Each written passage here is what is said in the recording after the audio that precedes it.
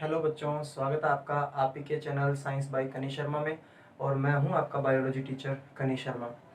बच्चों, हम 11th की बायोलॉजी कर रहे हैं। चैप्टर नंबर हमारा 7 है और ये लेक्चर जो है ये 3rd। ठीक है, अब तक हम बात कर चुके थे कि टिश्यू क्या होता है, सिंपल जो एपिथेलियम और कंपाउंड एपिथेलियम हम कर रहे थे, जिसमें से आज हमें करना है कंपाउंड एपिथेलियम। ठीक है, कंपाउंड एपिथेलियम। पिछले लेक्चर में हम सिंपल एपिथेलियम तक बात कर चुके थे और आपने देखा था कि जो सिंपल एपिथेलियल टिश्यू होता है वो उसके अंदर सेल्स की एक ही लेयर होती है। ठीक है, तो जो कंपाउंड एपिथेलियम है बच्चों, उसकी डेफिनेशन क्या हो जाएगी, चलिए नोट करिए मेरे साथ साथ। It is a tissue made up of many layer of cells, many layers of cells. यानी जो बच्चों कंपाउंड एपिथेलियम टिश्यू होता है उसमें सेल्स की कई लेयर होती हैं। सिंपल एपिथेलियम में सिर्फ एक लेयर होती है सेल्स की। ठीक है, कंपाउंड एपिथेलियम में जो सेल्स होती हैं उनकी कई लेयर होती है। आप एग्जांपल के लिए आप देख सकते हैं सेल्स की कई लेयर होने का मतलब क्या है। जैसे ये एक लेयर, ठीक है, ये दूसरी लेयर, ठीक है, और ये तीसरी लेयर, ऐसे करके। ठीक है, तो जो सिंपल एपिथेलियम होता है उसमें एक ही लेयर होती है और जो कंपाउंड एपिथेलियम होते हैं वो ऐसे बने होते हैं कि उनमें जो सेल्स हैं उनकी कई लेयर्स होती हैं। ठीक है बच्चों, अब बात आती है बच्चों इनके फंक्शन की, इनका क्या काम होता है। तो देखिए बच्चों, आपने देखा था कि जो सिंपल एपिथेलियम होता है उनका मेन काम होता है किसी चीज को सिक्रीट करना या एब्जॉर्ब करना। कंपाउंड एपिथेलियम का ना सिक्रीशन का काम होता, ना ही कोई एब्जॉर्प्शन का काम होता। ये इनका जस्ट फंक्शन होता है प्रोटेक्शन का। ठीक है, जो कंपाउंड एपिथेलियम है उसका क्या फंक्शन होता है बच्चों, प्रोटेक्शन का। प्रोटेक्शन फ्रॉम एनी केमिकल और मैकेनिकल स्ट्रेस। तो बच्चों ये है इसका फंक्शन। कंपाउंड एपिथेलियम होता क्या है, वो टिश्यू जो कई लेयर्स, सेल की कई लेयर से मिलकर बना हुआ हो उसको कंपाउंड एपिथेलियम कहते हैं। ठीक है, और उसका फंक्शन क्या है बच्चों, प्रोटेक्ट करने का। ठीक है, बॉडी को प्रोटेक्ट करना, प्रोटेक्शन फ्रॉम एनी केमिकल और मैकेनिकल स्ट्रेस। ठीक है, अब कई बार बच्चों ये पूछ लिया जाता है कि ये कहाँ प्रेजेंट होते हैं, तो ये भी बताना बहुत ज़्यादा जरूरी है। तो ये कहाँ हो सकते हैं बच्चों, नंबर एक चीज तो ये होते हैं outermost layer of cell, जो स्किन की जो आउटर मोस्ट लेयर होती है ना, उसके अंदर प्रेजेंट होते हैं कंपाउंड एपिथेलियम टिश्यू। और ये प्रेजेंट हो सकते हैं बच्चों जो मोइस्ट सरफेस होती है। ठीक है, moist surface of buccal cavity. जानते हो ना बकल कैविटी क्या होती है, 10th में पढ़ी होगी। बकल कैविटी एंड फेरिंक्स की जो अंदर वाली सरफेस होती है ना, मोइस्ट सरफेस, उसके अंदर ये प्रेजेंट हो सकता है कंपाउंड एपिथेलियम। और भी है बच्चों, जैसे कि एक अपनी सैलिवरी ग्लैंड की जो डक्ट होती है, सैलिवरी डक्ट, और एक पैनक्रियाज ग्लैंड की जो डक्ट होती है, पैनक्रिएटिक डक्ट। ठीक है, उनकी जो लाइनिंग होती है उसमें भी ये प्रेजेंट हो सकती है, उनकी जो लाइनिंग होती है उनमें भी ये प्रेजेंट हो सकता है। ठीक है बच्चों, तो ये कंपाउंड एपिथेलियम था। एक से ज्यादा लेयर्स सेल्स की अगर होती हैं तो ये कंपाउंड एपिथेलियम टिश्यू बनाती हैं। फंक्शन क्या है, प्रोटेक्शन का है। कहाँ कहाँ प्रेजेंट हो सकते हैं, जो स्किन की आउटर मोस्ट लेयर है उसमें प्रेजेंट हो सकते हैं बच्चों ये। और जो बकल कैविटी और फेरिंक्स की जो मोइस्ट सरफेस होती है उनमें हो सकते हैं प्रेजेंट। और जो सेलिवरी डक्ट और पेनक्रिएटिक डक्ट है उनकी लाइनिंग में भी प्रेजेंट हो सकते हैं। ठीक है बच्चों, नोट कर लीजिए इसको, बहुत इंपॉर्टेंट चीज है। ठीक है, चलिए अब आगे बढ़ते हैं और देखते हैं कि कुछ एक जंक्शंस होते हैं बच्चों हर टिश्यू के अंदर। हर जो एनिमल टिश्यू है, चाहे कोई भी टाइप का टिश्यू, हमें पता 4 टाइप के एनिमल टिश्यू हैं। ठीक है, हर एनिमल टिश्यू में कुछ जंक्शंस प्रेजेंट होते हैं सेल्स के बीच में। अब उनकी बात करते हैं आप। ठीक है, कंपाउंड एपिथेलियम हो चुका है, चलिए अब उन जंक्शंस की बात करते हैं जो प्रेजेंट होते हैं सभी सेल्स के बीच में, और वो सभी एनिमल टिश्यू के अंदर होते हैं बच्चों। ठीक है, चलिए लिखते हैं, इन ऑल एनिमल टिश्यूज, ठीक है, सभी एनिमल टिश्यूज में there are some special junctions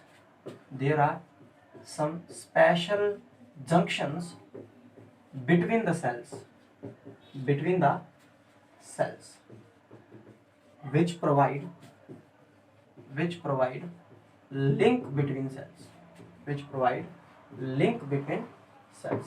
तो बच्चों कोई भी टाइप का एनिमल टिश्यू हो, ठीक है, चाहे वो कनेक्टिव हो, चाहे वो मस्कुलर हो, चाहे वो न्यूरल हो, चाहे वो एपिथेलियल टिश्यू हो, सभी टिश्यूज के अंदर जो सेल्स होती है ना उनके बीच में एक स्पेशल जंक्शन प्रेजेंट, कुछ स्पेशल जंक्शन प्रेजेंट होते हैं जो उन सेल्स के बीच में लिंक का काम करते हैं। ठीक है, हम जानने की कोशिश करते हैं वो कौन कौन से जंक्शन होते हैं। चलिए, तो वो भाई बच्चों 3 टाइप के जंक्शन है। एक तो होता है टाइट जंक्शन, ठीक है, टाइट जंक्शन कई बार आया है इनके ऊपर क्वेश्चन, इसलिए मैं करवा रहा हूँ।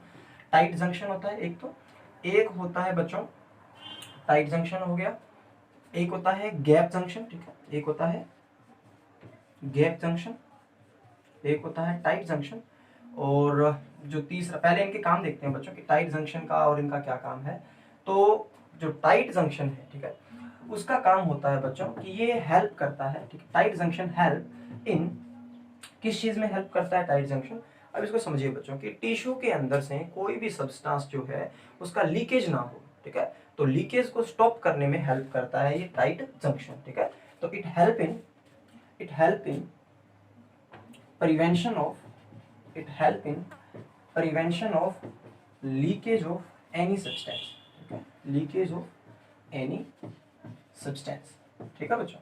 यानी कि अपना जो टाइट जंक्शन होता है ना वो सेल्स के बीच में होता है और वो किस चीज में हेल्प करता है, ताकि किसी भी सब्सटेंस का लीकेज ना हो जाए, उसको प्रिवेंट करता है टाइट जंक्शन। दूसरा जंक्शन होता है बच्चों अडहेरिंग जंक्शन, ठीक है, अडहेरिंग जंक्शन। जहां पे भी आपको नाम मिले ना बच्चों अडहेरिंग, उसका मतलब होता है वो जोड़ने का काम कर रहा है, ठीक है, अडहेरिंग। तो बच्चों ये जो जंक्शन है ये क्या काम करता है, सेल्स को सीमेंट करने का काम करता है, यानी कि जोड़ने का काम करता है। बच्चों मैं हिंदी में लिख देता हूँ, जोड़ना, ठीक है, सेल्स को जोड़े रखने में हेल्प करता है ये वाला जंक्शन अडहेरिंग जंक्शन। टाइट जंक्शन का काम क्या होता है बच्चों, टाइट जंक्शन का काम है कि वो सेल्स के बीच में होता है और किसी भी सब्सटेंस का लीकेज जो है होता है उसको प्रिवेंट करता है, ठीक है। अडहेरिंग जंक्शन जो है वो सेल्स को जोड़े रखने का काम करता है।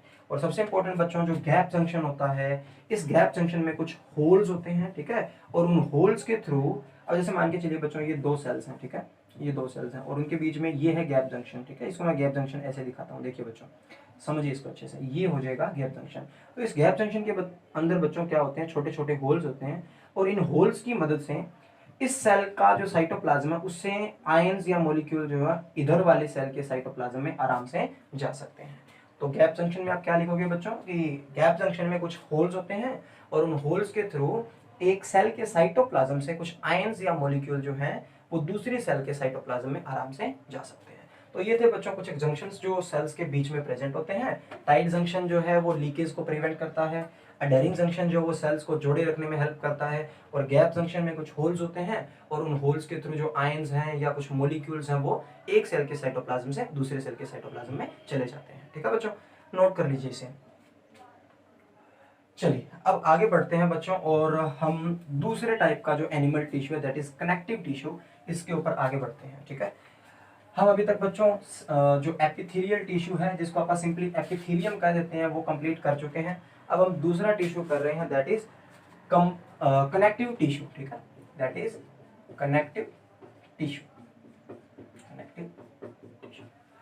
नंबर 1 बच्चों इसकी खासियत क्या है, किसी भी एनिमल की बॉडी में सबसे ज्यादा पाया जाने वाला टिश्यू यही है। ठीक है, so connective tissue it is most abundant tissue, most abundant tissue found in animal body, found in animal body।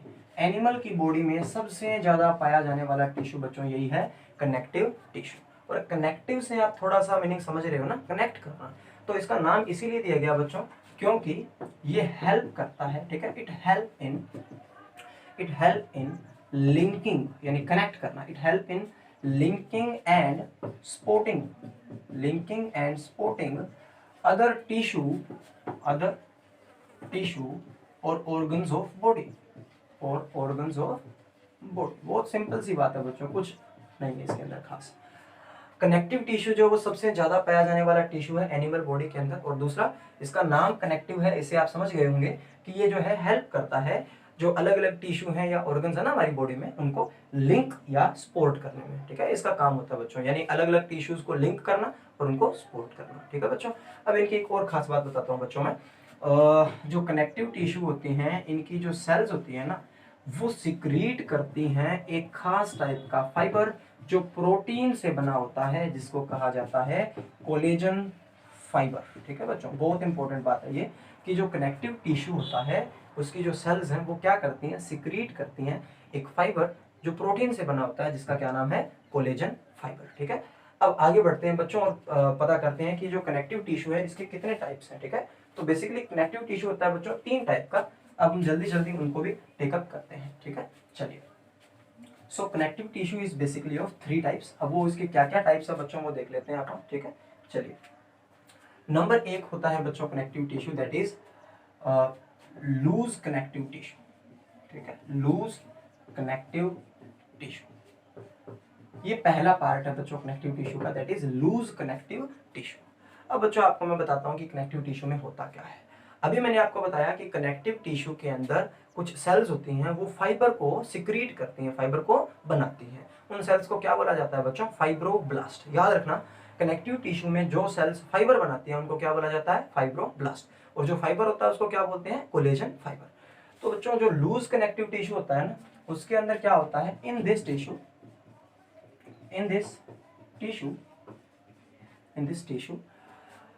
Sales, अब आप समझ गए होंगे मैं किन सेल्स का बात कर रहा हूं, फाइब्रोब्लास्ट का, जो फाइबर बनाती हैं। ठीक है, in this tissue cells and fibres are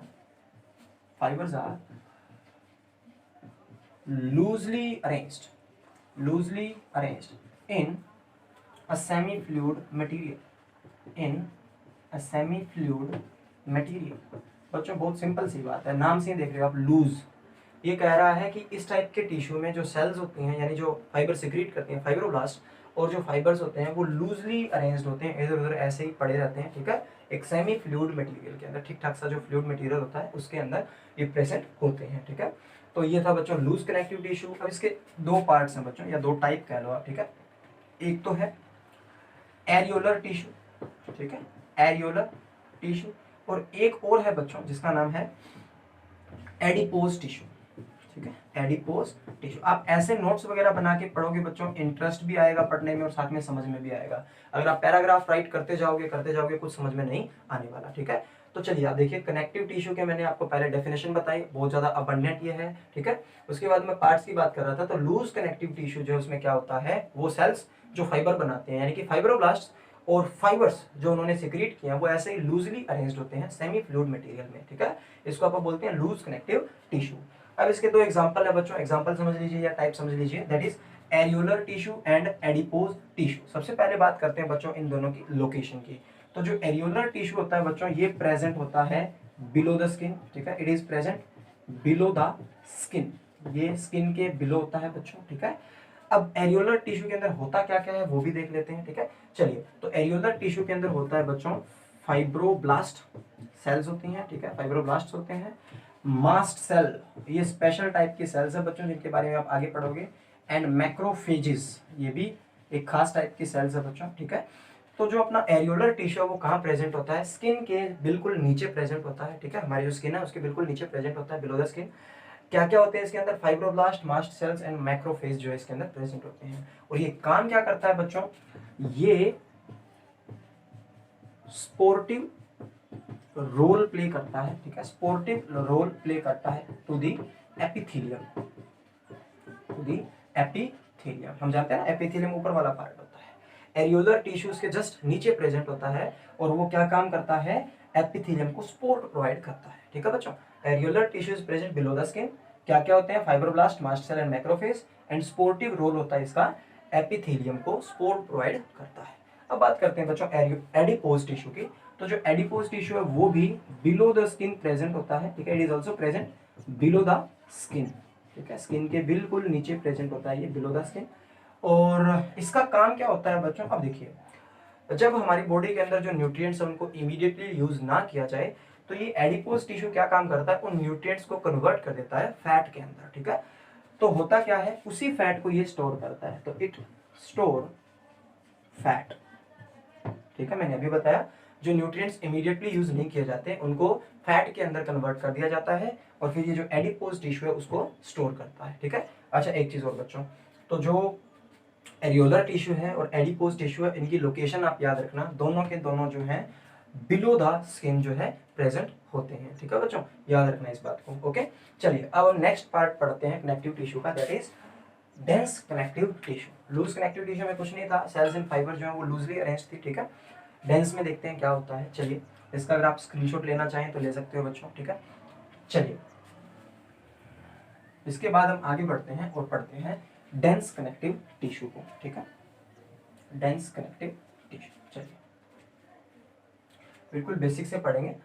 connective tissue का दूसरा पार्ट है dense connective tissue. Dense connective tissue. Number एक बात बच्चों, नाम से ही पता चल रहा है डेंस, मतलब इसके अंदर जो फाइब्रोब्लास्ट होती हैं, यानी वो सेल्स जो फाइबर बनाती हैं, एंड जो फाइबर्स होते हैं वो क्या होते हैं, कॉम्पैक्टली अरेंज्ड होते हैं। एक बात तो बिल्कुल फिक्स है बच्चों, ठीक है, कॉम्पैक्टली अरेंज्ड होते हैं, ओके। तो यानी कि जो फाइब्रोब्लास्ट जो फाइबर्स बनाती हैं सेल्स, और वो फाइबर्स जो उन सेल्स ने बनाए हैं वो क्या होते हैं, कॉम्पैक्टली अरेंज्ड होते हैं, इसीलिए इसको अपन ने क्या बोला, डेंस कनेक्टिव टिश्यू बोला, ठीक है। अब ये डेंस कनेक्टिव टिश्यू बच्चों दो टाइप का होता है, वो भी देख लेते हैं। एक तो होता है dense connective tissue regular type का, ठीक है, रेगुलर, और एक होता है बच्चों dense connective tissue irregular type का, ठीक है, इर्रेगुलर। दिख तो रहा है ना बच्चों आपको, डेंस कनेक्टिव टिश्यू दो टाइप का है, एक रेगुलर और एक इर्रेगुलर। अब चेक करते हैं रेगुलर इरेगुलर का क्या है। तो बच्चों देखिए ध्यान से, जो रेगुलर टाइप का डेंस कनेक्टिव टिश्यू है उसके अंदर जो अपने फाइबर्स प्रेजेंट होते हैं, ठीक है, जो फाइबर्स प्रेजेंट होते हैं वो प्रेजेंट होते हैं रोज के अंदर, ठीक है। फाइबर्स आर प्रेजेंट इन रोज, यानी कि ऐसे लाइनों के अंदर प्रेजेंट होते हैं बच्चों, ठीक है। फाइबर्स जो है वो लाइनों के अंदर प्रेजेंट होते हैं। और एक और खास बात बच्चों कि जो ओरिएंटेशन होती है ना, जो ओरिएंटेशन होती है फाइबर्स और एंड फाइब्रोब्लास्ट की, ठीक है, जो ओरिएंटेशन होती है फाइबर्स एंड फाइब्रोब्लास्ट की वो सेम होती है बच्चों। वो क्या होती है, सेम होती है, ठीक है। एक बार चेक कर लेता हूं मैं, आपको दिख रहा है या नहीं, ठीक है, ठीक है बच्चों। तो कहने का मतलब ये है बच्चों कि रेगुलर टाइप का जो डेंस कनेक्टिव टिश्यू होता है उसके अंदर जो फाइबर्स होते हैं वो रोज के अंदर लाइनों के अंदर प्रेजेंट होते हैं, ठीक है, रेगुलर मैनर में प्रेजेंट होते हैं। और जो फाइबर्स और फाइब्रोब्लास्ट होते हैं उनकी जो ओरिएंटेशन है ना बच्चों वो सेम डायरेक्शन में होती है, यानी सेम होती है। कैसे, अब देखिए ये हो गए फाइबर्स ऐसे लाइनों के अंदर रोज के अंदर, ठीक है, ऐसे, और ऐसे ही ओरिएंटेशन जो है वो होती है फाइब्रोब्लास्ट की, ऐसे ये होगी मान के चलो फाइब्रोब्लास्ट, ठीक है। तो समझ रहे हो ना बच्चों मैं क्या कह रहा हूँ, यानी कि रेगुलर टाइप का जो डेंस कनेक्टिव टिश्यू है उसके अंदर क्या होता है बच्चों, फाइबर्स जो है वो रोज के अंदर प्रेजेंट होते हैं, और फाइबर्स और फाइब्रोब्लास्ट की जो ओरिएंटेशन है वो सेम होती है। देख लो आप, बिल्कुल सेम डायरेक्शन में है, ठीक है।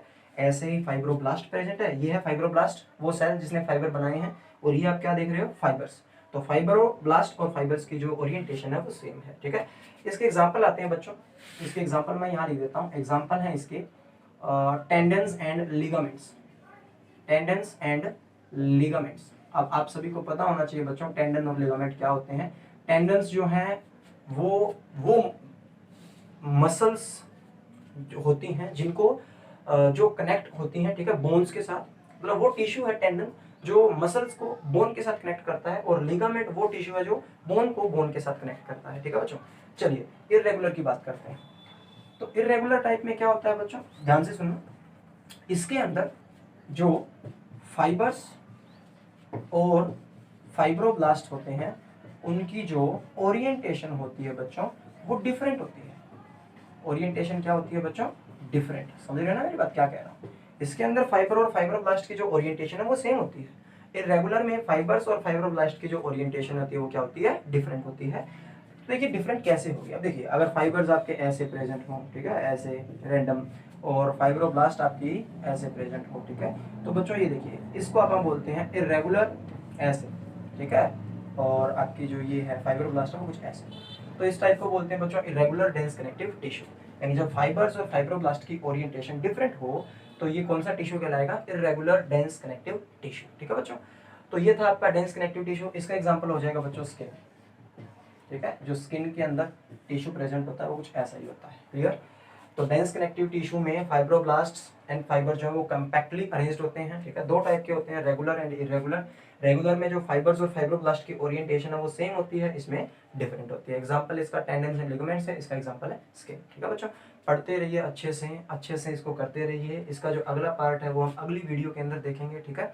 और धीरे धीरे सिलेबस करने की कोशिश कर रहे हैं बच्चों। आप नोट्स बनाते रहिए, पढ़ते रहिए, ठीक है। टाइम थोड़ा सा क्रिटिकल है, अच्छे से पढ़ाई करते रहिए। थैंक यू बच्चों।